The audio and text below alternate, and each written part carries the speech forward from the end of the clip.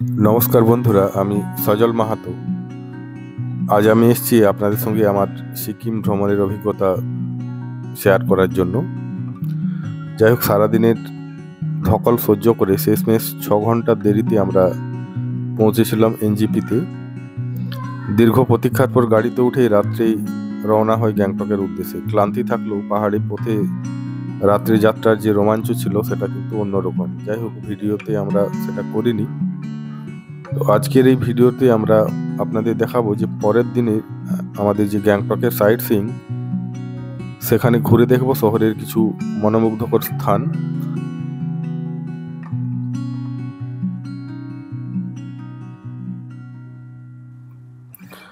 এই প্রথমে দেখছেন, এটা হচ্ছে বনঝাঁকড়ি জলপ্রপাত।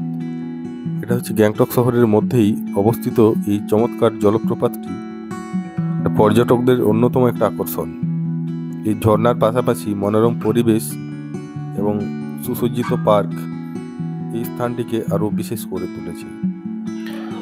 জলপ্রপাতের গর্জন, সবুজের ছোঁয়া আর নির্মল পরিবেশ আপনাকে এখানে এলে মুগ্ধ করবেই।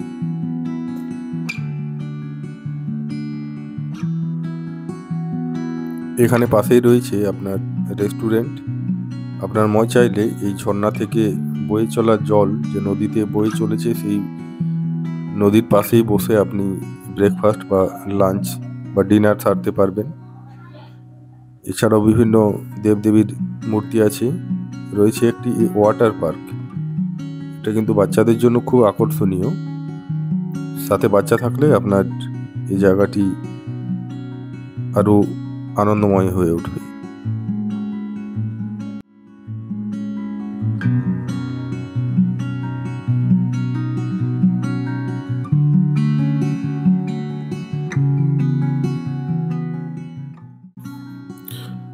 বনঝাঁচড়ি ওয়াটার ফলস থেকে বেরিয়ে আমরা রওনা দিলাম গঞ্জাং মনাস্ট্রির উদ্দেশ্যে। গ্যাংটক শহরের অন্যতম সুন্দর এবং শান্তিপূর্ণ স্থান এই গঞ্জাং মনাস্ট্রি, যা পর্যটকদের কাছে বেশ জনপ্রিয়। পাহাড়ের উপর অবস্থিত এই মনাস্ট্রি থেকে পুরো গ্যাংটক শহরের অপূর্ব দৃশ্যটা দেখা যায়। মনাস্ট্রির পরিবেশ একদম নিরিবিলি, আর বৌদ্ধ সংস্কৃতি ও স্থাপত্যের ছোঁয়া এই জায়গাটিকে আরো আকর্ষণীয় করে তুলেছে।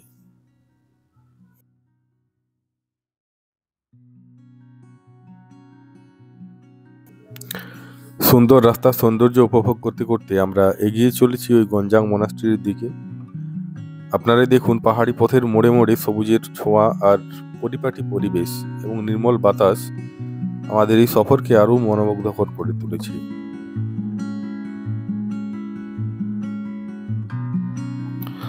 আরও একটা কথা আপনারা হয়তো অনেকেই জানেন, সিকিম ভারতবর্ষের প্রথম এবং একমাত্র সম্পূর্ণ অর্গানিক রাজ্য।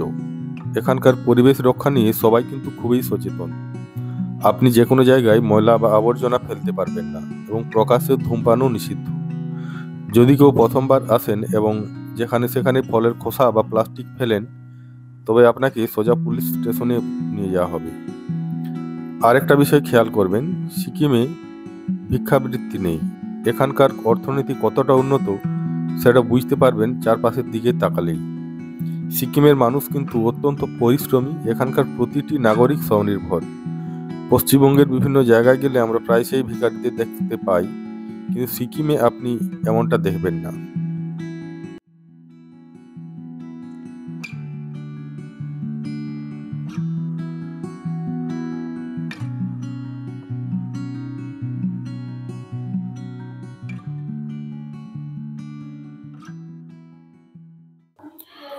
অবশেষে আমরা পৌঁছে গেলাম সেই গঞ্জাং মনাস্ট্রিতে। এতক্ষণ পাহাড়ি পথের অপরূপ সৌন্দর্য উপভোগ করতে করতে এগিয়ে আসার পর এখন আমরা এসে পৌঁছেছি সেই মনোমুগ্ধকর স্থানে।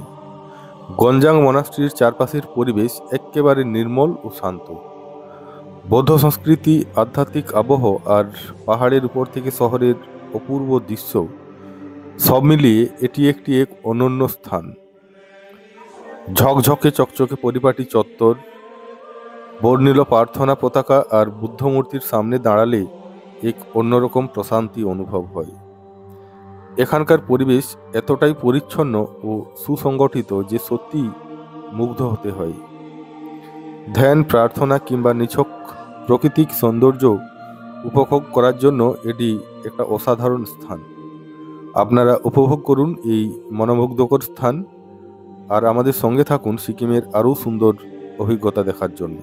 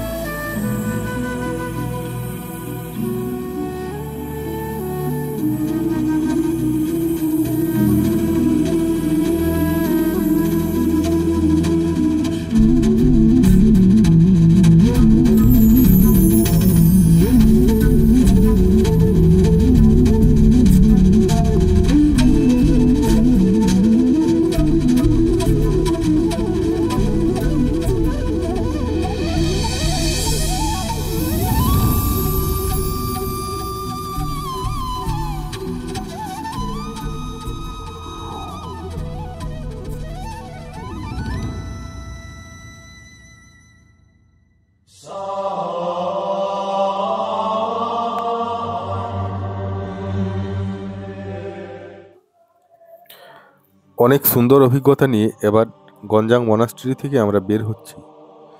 এখানকার নির্মল পরিবেশ, শান্তিপূর্ণ আবহ এবং এই বৌদ্ধ সংস্কৃতির ছোঁয়া মন ভরে দিয়েছে।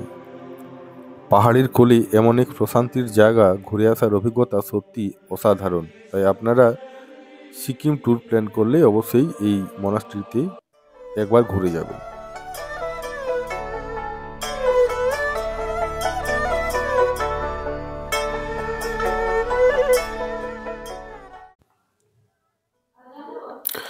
আপনারা এখন যে এই রোডোডেনড্রন গাছটি দেখছেন, সেটি হচ্ছে সিকিমের মুখ্যমন্ত্রী নিজে রোপণ করেছেন। রোডোডেনড্রন সিকিমের অন্যতম পরিচিত এবং একটা মূল্যবান উদ্ভিদ, যা এখানকার প্রাকৃতিক পরিবেশের অবিচ্ছেদ্য অংশ। এই বাগানে ঘুরলে আপনি বুঝতে পারবেন যে সিকিমের মানুষ প্রকৃতি ও পরিবেশ রক্ষায় কতটা যত্নশীল। এমন এক পরিচ্ছন্ন সবুজ প্রাণবন্ত পরিবেশ সত্যিই প্রশংসনীয়।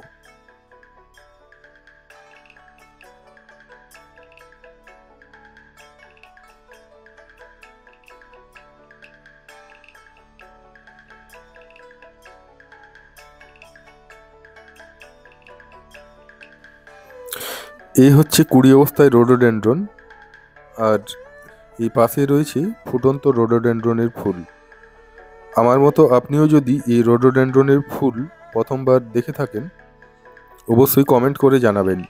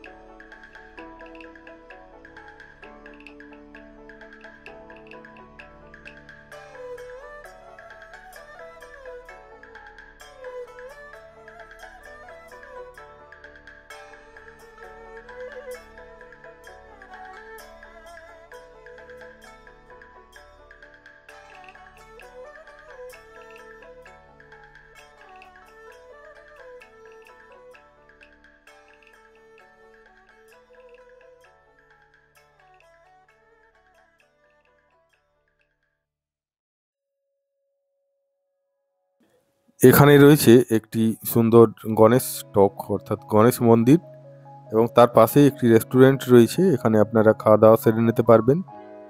এই হচ্ছে মন্দিরের রাস্তা, আর এই মন্দিরের পাশেই এই পাইন ফরেস্ট, যার ভিতরে রয়েছে একটা ভুতুড়ে বাড়ি।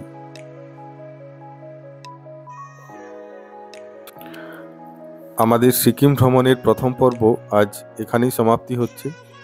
সারাদিনের দীর্ঘ ভ্রমণে আমাদের সঙ্গে ছিলেন যে ড্রাইভার দাদা দীপ্তেশ ছেত্রী, তার নাম্বার আমি দিলাম। দেখা হচ্ছে পরের ভিডিওতে।